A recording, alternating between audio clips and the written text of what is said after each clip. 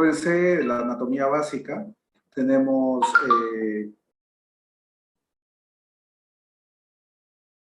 ya está, ¿no? ¿Está grabando? Sí, ¿no? Sí, doctor, gracias. Ok. Entonces, acuérdense la anatomía básica. Tenemos en la mano todas las estructuras óseas, ¿no? Iniciando con las falanges. Acuérdense que es falange proximal, falange media y falange distal, ¿no? Nada de otros nombres. Y generalmente los dedos son primero, segundo, tercero, cuarto y quinto, ¿no? Iniciando, que conocemos normalmente como pulgar y meñique, quinto. Entonces, igual para la designación de los metacarpianos, ¿no? Entonces, de esa manera los vamos clasificando, ¿no? Acuérdense que tenemos estas estructuras óseas, tenemos el carpo que está formado por dos filas de huesecillos de 4 huesos cada fila, ¿no? Una fila distal y una fila proximal. Acuérdense que el centro o el eje de la mano está dada por el tercer dedo, el tercer metacarpiano, el hueso grande, el semilunar y el radio, ¿no? Entonces, eso más o menos es el eje óseo de la mano.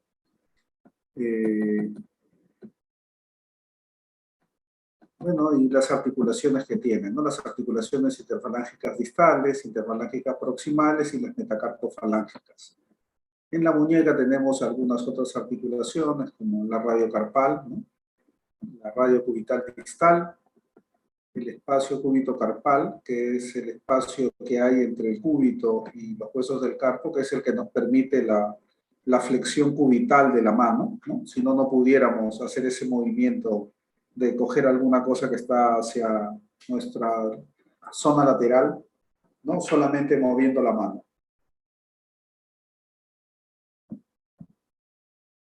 ¿No? Entonces, esto. La mano, ya saben que tiene sus componentes osteoarticulares, ¿no? Eso significa que tenemos las estructuras óseas y tenemos las cápsulas articulares, ¿no? Entonces, con sus ligamentos colaterales. Eso es lo que da estabilidad en los movimientos laterales a las articulaciones de la mano. Acuérdense que tenemos una musculatura intrínseca, llamamos umbilicales, y tenemos tendones, que son los tendones flexores y extensores, y las lesiones neurovasculares, acuérdense que pasan por los lados, tanto radial como cubital del dedo, a ambos lados, justo donde cambia el color de la piel, ¿no? Donde la piel dorsal cambia hacia la piel palmar, más o menos a esa altura corre el paquete vascular. Acuérdense que siempre hay un paquete vascular que pasa a ambos lados del dedo, ¿no? En los 5 dedos, sin excepción. Entonces, eso comparte generalmente la vascularidad. Y la parte tegumentaria que está por la piel, ¿no? Para ver la integridad. Entonces, en cuanto a los metacarpianos, tenemos 5 metacarpianos. Acuérdense que el primer metacarpiano es el metacarpiano más móvil, que es el que corresponde al metacarpiano del pulgar, que es el que tiene mayor movilidad, tiene una serie de ligamentos. Y acuérdense que la cabeza de los metacarpianos son los que hacen los nudillos cuando uno hace la posición de puño en la mano, ¿no? Entonces, acuérdense que los metacarpianos tienen arcos, un arco longitudinal, que es el arco que está formado por la cabeza de los metacarpianos, y los arcos longitudinales que están formados desde la muñeca hacia la mano, y el arco transverso que está formado a nivel de la cabeza de los metacarpianos. No acuérdense que los metacarpianos vienen como una especie de degradé, ¿no? Van disminuyendo y formando como una cúpula, ¿no? Alrededor de la mano, una cúpula, ¿no? Desde el segundo al quinto, y el primero es el que hace casi la base de la cúpula. Las falanges, acuérdense que tenemos 4 dedos que tienen 3 falanges y el pulgar que solamente tiene 2 falanges, ¿no? No tiene falange media. Entonces, si queremos evaluar mano y muñeca, siempre tenemos que tomar radiografías de frente y perfil para muñeca, y para mano tenemos que tomar de frente y oblicuas. Cuando tomamos perfil en mano, generalmente es cuando nos dirigimos a ver la característica de un solo dedo, ¿no? Acuérdense que Cuando vemos un solo dedo sí podemos tomar el perfil, pero si tomamos perfil de la mano con exactitud, vamos a tener una superposición de imágenes y no vamos a poder discernir bien las líneas. Si hubiera una fractura, ¿a qué hueso pertenece, ¿no? Entonces, en la mano tomamos frontal y oblicua, en la muñeca tomamos frontal y lateral. Esto es lo que nos revisábamos en la lesión de muñeca, que el radio es más alto, ¿no? Que existe una inclinación radial, ¿no? Que va de más o menos 20 grados. Cuando vemos en el frontal, ya saben que en el perfil es de unos 10 más o menos. Y siempre existe esta distancia, que es la varianza cubital, ¿no? La distancia cubital. Este espacio entre la apófisis estiloides del cubital y el carpo es lo que permite que nosotros tengamos una desviación cubital de la mano.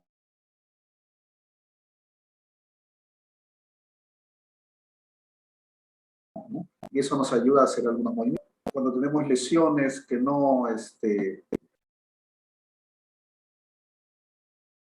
lesiones que nos disminuyen el tamaño o aumentan el tamaño del cúbito y por lo tanto disminuye esta distancia, tenemos limitación para ese movimiento de desviación cubital, ¿no? Entonces, lo que vimos, la parte lateral, la parte frontal, la que vimos ayer en fracturas de muñeca, y en mano, como les decía, es una frontal y una oblicua. Porque si no hacemos oblicua no podemos diferenciar dedos en forma individual, ¿no? Entonces, hay que acordarnos que las lesiones de la mano y la muñeca son fracturas frecuentes. Acuérdense que la mano está muy expuesta y la mano es una parte de los miembros que está en constante contacto y en constante peligro, digamos, de lesión, sobre todo en trabajadores manuales, en la práctica deportiva, ¿no? Entonces, hay diferentes contextos que nos pueden hacer una lesión. Acuérdense que la consolidación es un proceso natural y lo que tenemos como idea de una consolidación de una fractura o de que una fractura pegue es que la función se mantenga, haya movilidad, no haya rigideces y sea estable, ¿no? El fundamento de por qué operamos a lo mejor es para restablecer anatomía, generalmente en fracturas articulares, como les había dicho, que es una premisa en traumatología, que las fracturas articulares tienen que reducirse en forma anatómica, y para mejorar la función, como la función prensil y una movilización precoz.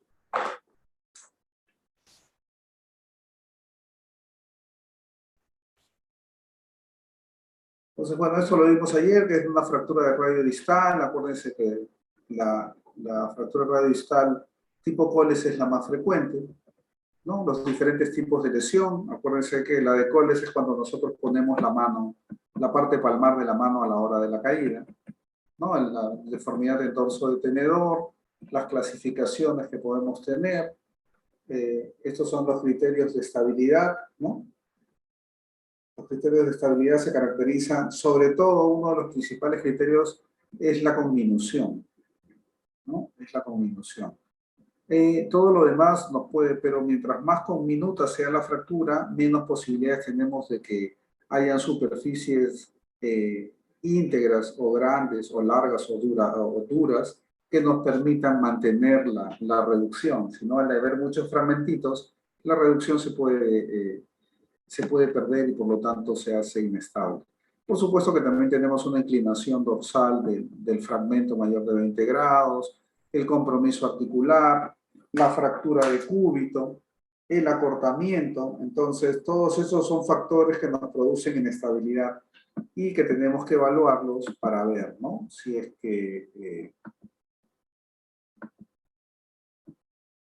nuestra fractura está bien reducida y no se ha movido, ¿no? Entonces, acuérdense, esto es lo que vimos ayer, la reducción de la fractura de Coles, el tratamiento quirúrgico, puede ser con clavos o placas, y la fractura de Smith, que es una Coles invertida, o es un desplazamiento del fragmento hacia la parte volar, ya no dorsal, ¿no?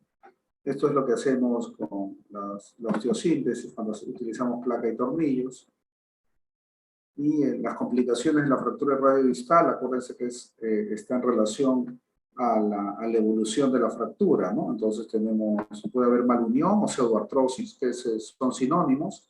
Inestabilidad, síndrome del túnel del carpo, como les decía, generalmente en aquellas fracturas que tienen fragmentos que van hacia la parte palmar y que pueden comprimir el nervio mediano. Acuérdense que el nervio mediano pasa exactamente la mitad del antebrazo en la parte palmar, ¿no? Entonces, algo otro de los huesos frecuentes que se fractura en el carpo es el escafoides, ¿no? Es la fractura de los huesos del carpo más frecuente.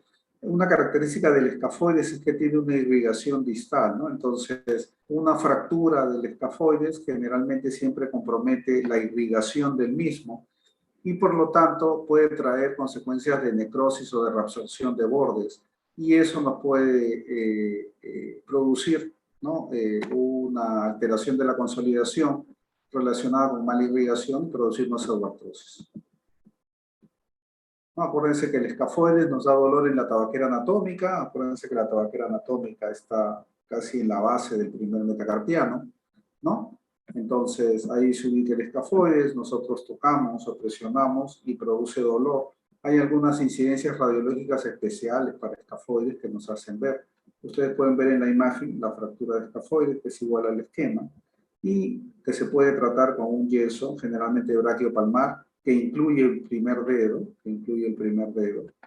¿no? Si ustedes ven un yeso que incluye el primer dedo, o es una fractura de primer dedo, o es una fractura de escafoides. Y si no va bien, hay que colocarle una osteosíntesis con tornillo, generalmente que produce compresión, ¿no? Entonces ustedes pueden ver, esta es una AP normal, y este es una AP con desviación cubital, que nos sirve para ver mejor el escafoide, ¿no? Una tomo en donde vemos la fractura de escafoides y una resonancia en donde vemos el edema por la fractura, el trazo, y que nos indica que acá hay una lesión de escafoides, ¿no? Entonces los diferentes tipos de imágenes que podemos tener. Si la fractura no es desplazada, generalmente es inmovilización, y si está desplazada le podemos poner una fijación, ¿no? Que puede ser fluoroscópica o abierta, ¿no? Entonces, esto es las complicaciones del escafoides, como les decía, es la pseudoartrosis o no unión por alteraciones vasculares, la necrosis avascular, que todo el escafoide se lesiona, artrosis, rigidez, ¿no? Entonces, esto es, a pesar de ser un hueso tan pequeño, es un hueso que ocasiona realmente muchas molestias a nivel de la muñeca y a la hora de mover el pulgar, ¿no? Entonces, acuérdense que otra de las lesiones que vamos a encontrar son las fracturas de falange y metacarpianos. Acuérdense que son huesos largos, entonces tienen una epífisis proximal, una diáfisis y una epífisis distal. Presentan ligamentos y presentan tendones, y eso les va a dar la movilidad que tiene, ¿no? La mano. Generalmente podemos encontrar fracturas en cualquiera de las ubicaciones del hueso, ¿no? Que pueden tener compromisos ligamentarios o pueden tener compromisos tendinosos, ¿no? Porque también pueden tener no solamente una fractura, sino también una fractura con compromiso de tendón flexor o de tendón extensor. Entonces, por ejemplo, si tuviéramos una fractura de falange y está rotada, a la hora que ustedes cierran los dedos sobre la palma de la mano, generalmente si ustedes lo hacen ahorita, van a ver que todos al final confluyen en un solo punto, ¿no? Cerca de la muñeca. Pero cuando tenemos una fractura que está desplazada, que está rotada, uno de los dedos va a tener otra inclinación. Si tuviéramos una fractura de metacarpiano, acuérdense que la cabeza de los metacarpianos forman los nudillos, va a desaparecer esa prominencia de la cabeza de los metatarsianos. Entonces, esta malrotación del dedo está dada generalmente por una fractura desplazada, ¿no? Del dedo quinto que se está metiendo, se está escondiendo. Y esta desaparición de la cabeza del metacarpiano, perdón, está dada por la fractura de la cabeza del quinto metacarpiano, ¿no? Entonces, las fracturas de los metacarpianos también pueden ser diafisiarias, ¿no? Que pueden alterar la longitud según el trazo. Si es transverso no tanto, pero si es oblicuo sí puede deslizarse y disminuir el tamaño. ¿no? Entonces pueden estar en la epífisis proximal y en la epífisis distal, ser fracturas de varios fragmentos. Entonces, generalmente lo que tenemos que ver en este caso, como cualquier hueso largo, es mantener la longitud y evitar que el hueso se esté rotado, ¿no? O sea, evitar las rotaciones,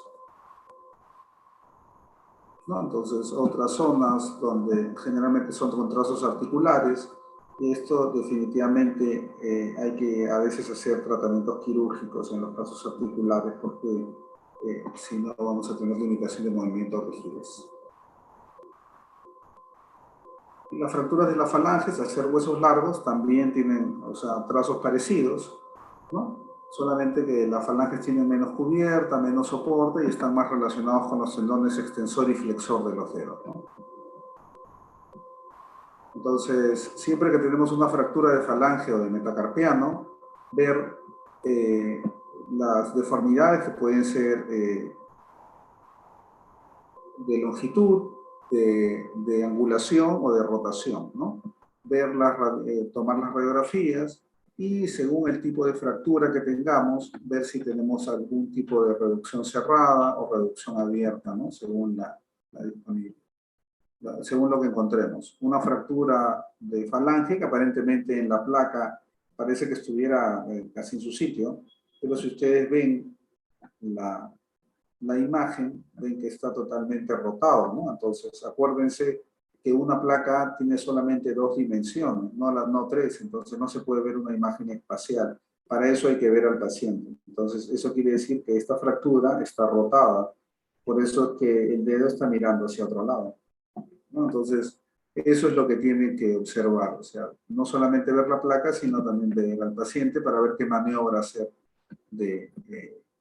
para mejorar la alineación, ¿no? Entonces, como les decía, cuando uno cierra la mano, ¿no? Todos los dedos al final convergen en un solo punto, en la muñeca.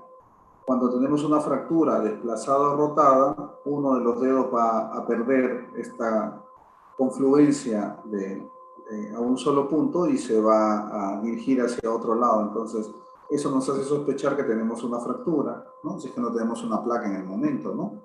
O que tenemos, ya podría ser de falange proximal o de metacarpiano. Como el ejemplo que estamos viendo es una fractura de metacarpiano que permite rotación y por lo tanto el dedo apunta hacia otro lado, ¿no? Una fractura especial o una fractura que hay que tener mucho cuidado es la luxofractura de Bennett, que generalmente está en la base del pulgar, ¿no? Es una fractura articular de la base del pulgar y que produce generalmente luxación de la carpo metacarpiano, porque se supone que este fragmento se desplaza y por lo tanto los ligamentos hacen que se desplace la fractura. El ligamento aductor lleva el metacarpiano hacia adentro y el extensor largo del pulgar lo lleva hacia abajo. Entonces eso hace que se desplace la fractura. Esto netamente es quirúrgico. A veces se puede hacer una reducción incruenta y quedar bien, pero netamente es quirúrgico, si no vamos a tener limitación funcional del pulgar. Y eso es un inconveniente porque acuérdense que la movilidad del pulgar es casi la mitad de la función de la mano. ¿Qué otras lesiones tenemos como características en la mano? Tenemos las lesiones por puñetazos o por golpe de puño, ¿no? La gente que se pelea o que se defiende una agresión, o aquellos irascibles, esas irascibles personas que le meten puñetazos a la pared o cualquier cosa que conocen que está duro y que generalmente no lo saben hacer bien y ponen toda la fuerza en la base, en el quinto metacarpiano y por lo tanto lo fracturan, ¿no? Entonces, la forma correcta de golpear con el puño cerrado, ¿no? Poniendo la fuerza sobre el segundo y el tercer metacarpiano, ¿no? Entonces, y lo otro es las heridas por mordedura humana, que inclusive podrían llegar a ser fracturas, depende del tipo de mordedura. Acuérdense que estas lesiones de la mano, a pesar de que uno piense que no, son graves y pueden infectarse porque una de las zonas más contaminadas en el planeta es la boca humana, ¿no? Entonces tienen una flora bacteriana muy florida, muy cambiante, y generalmente una mordida no limpiada correctamente va a producir una celulitis y una infección, ¿no? De diversos tipos de gérmenes, que puede comprometer estructuras blandas como los tendones, la cápsula, producir una artritis séptica, ¿no? Convertirse en un cuadro sumamente severo por este mecanismo de lesión, ¿no? Como ustedes ven acá en la resonancia, ¿no? Ven todo este absceso que se ha hecho alrededor de la articulación por la herida por mordedura humana, ¿no?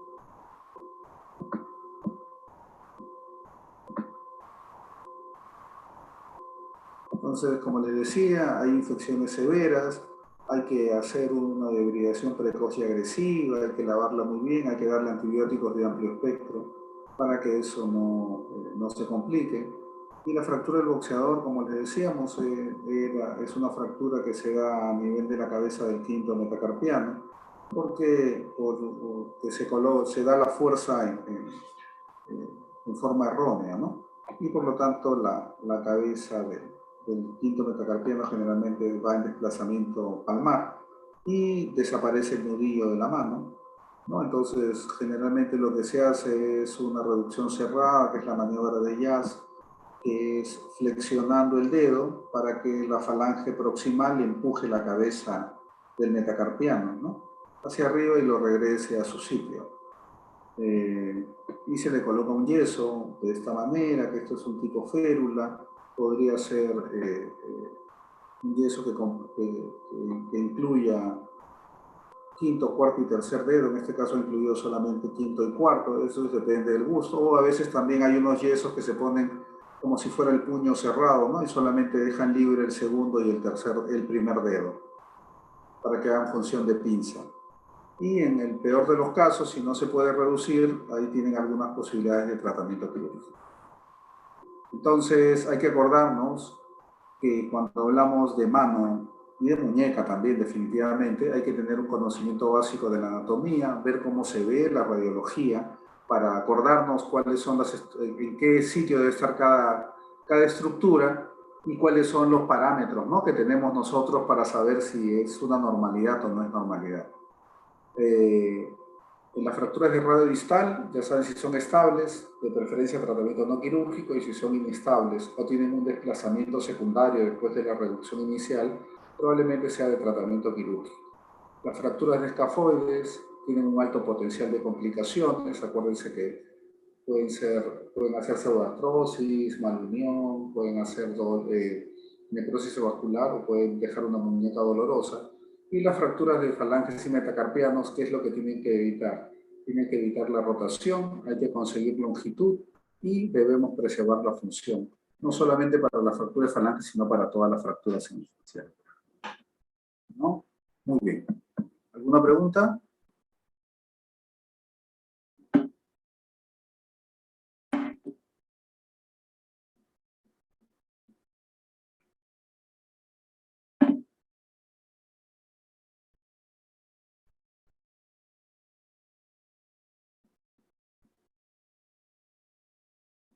¿Ninguna pregunta? Muy bien, entonces avancemos. Con eso terminamos miembro superior.